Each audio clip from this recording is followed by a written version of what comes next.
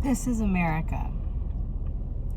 We have come to be because of our grassroots ability. We didn't need to depend on our government to tell us how to produce. We didn't need to depend on the government for productivity, but in today's generation, we rely a lot more heavily on our government because, we're practicing a lot more socialist practices. The thing about being self-sustaining is that it's a lot of work, and I understand that. And a lot of people don't want to do a lot of work, but that's the problem.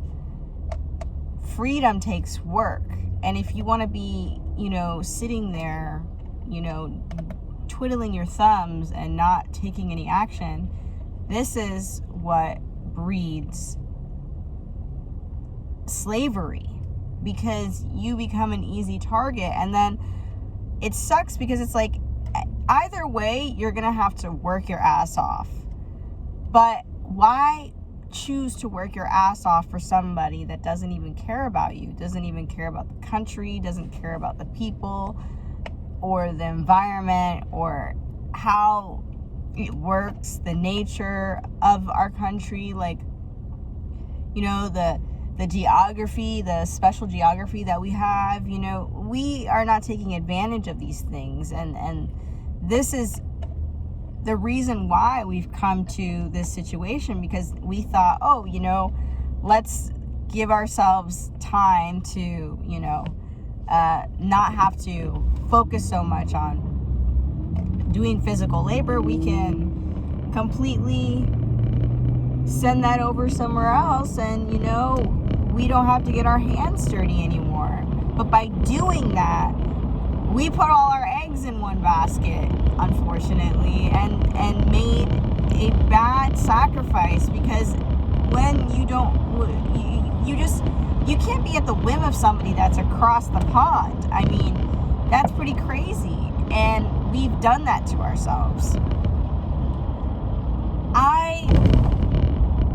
I personally think that we need to start coming together in a more communal way and be focusing on building infrastructure here in America.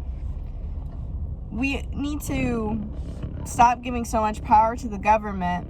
Like, for instance, I have no idea why we have high gas prices. If we're more than capable enough to open up the XL pipeline and get that done. The only reason why somebody would close that is so that they could destroy the economy and screw with the day-to-day. And the thing about war is, it's not about just blood and gore. It's about breaking down things and systems in day-to-day. A prisoner is a lot more useful when you can force them to do work than to just kill them. And that's just now that's more work for you to do. Yeah, that's a grave for you to dig. But when they're alive, they're a power source. And so if you can weaken a population, dumb down a population, you can eventually enslave that population. Or if you can get that population to be so desperate, like they need food or something like that, you can enslave them very easily, because desperation,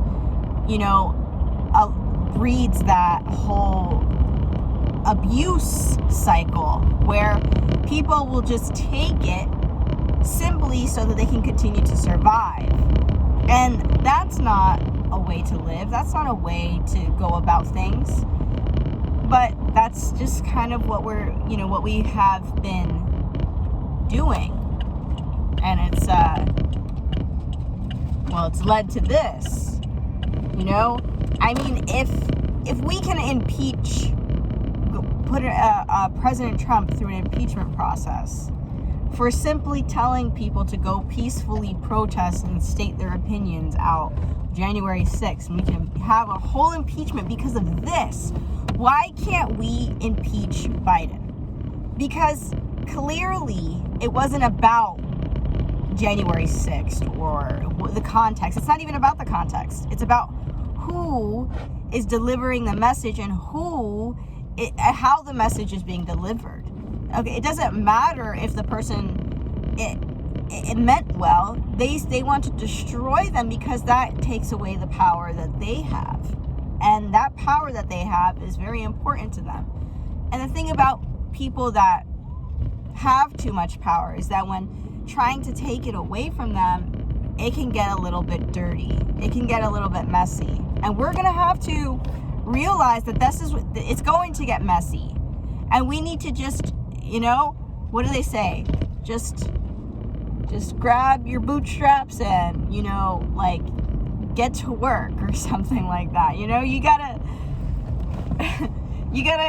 gotta push against these people. Now, how are we gonna do that? Well, let me lay down some stuff for you.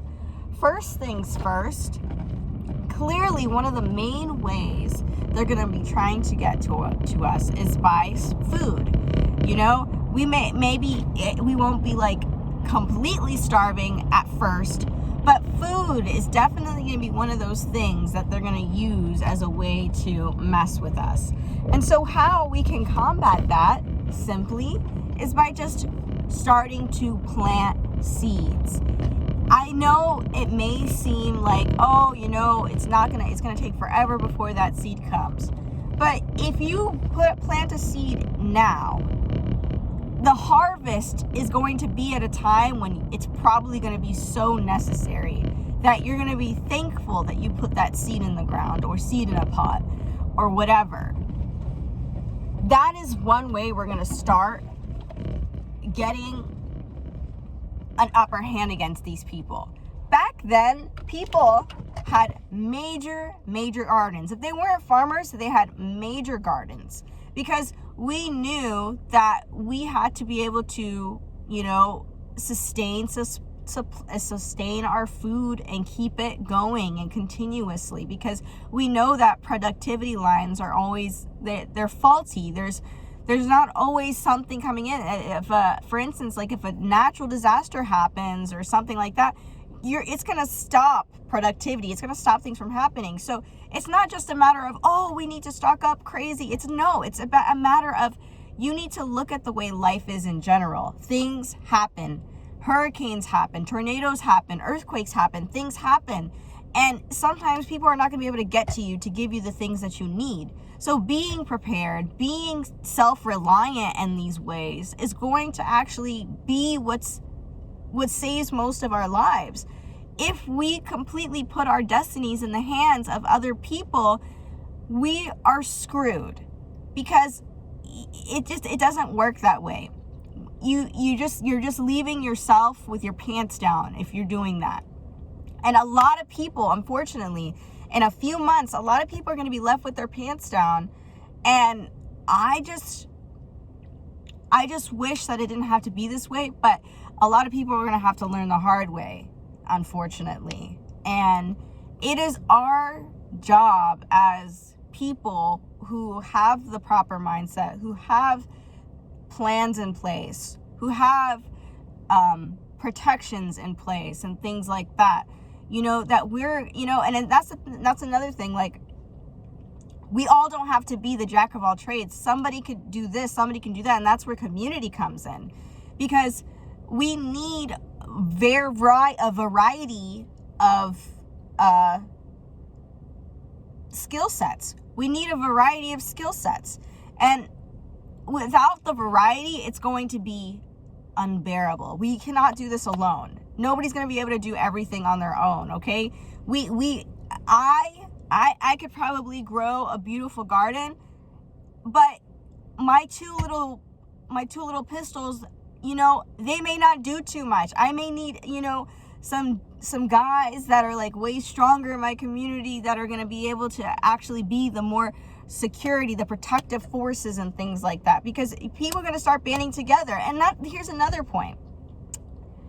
People back then, like in the summers and things like that, or whenever there was a harvest, they would come together, the communities would come together with a harvest, and they would learn to they would bring all the children, everybody, all ages, all would come together for canning and processing the harvest so that they can preserve it, so that it can last a few years, and that's so that next year they won't have to do so much work. And you continue on and on and on, so that for generations you start creating a system and a process in place that doesn't need some governmental supervisor person that needs your taxes just to exist. Okay, the way we're doing things is so wrong. The government needs us more than we need them. And we need to stop, we just need to start. No, we need to not stop. We need to start. We need to start building stuff for ourselves. We need to start working with our own hands.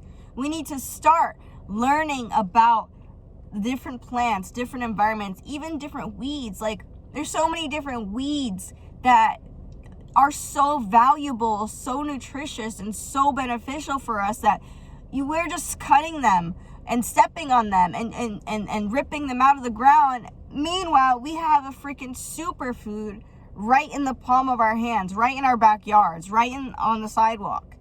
And so, I know this is like a lot of stuff going in one message, but this needs to be talked about more. We need to talk about it, because the thing is, I hear a lot of people talking about it. It's just that we're confused as to where to start. Yeah, we're all talking about it, but where do we start? How do we actually build this community? How can we start meeting up and doing things together? So I just wanted to get people's brains going and moving and thinking, because it's important. This is our lives. And that last video that I made about women and stuff like that, I was clearly being a joking, sarcastic asshole. I was being stupid, because it's so stupid to even consider the whole thing that happened with Kantanji.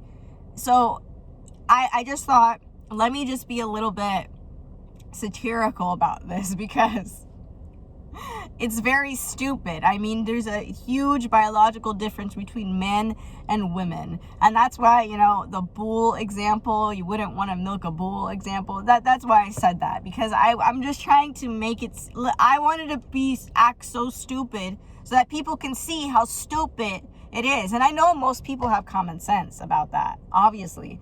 But still, it needs to be said. Some things, even if it's common sense, even if it's just a matter of fact, sometimes it needs to be said. It needs to be said, that needs to be put out into the open, so that it's more set in stone. We don't always leave things in the thought. Say it, speak it, and then put it all out. But anyways, I know I haven't been on here in a while, but I've been preparing. I've been getting stuff done.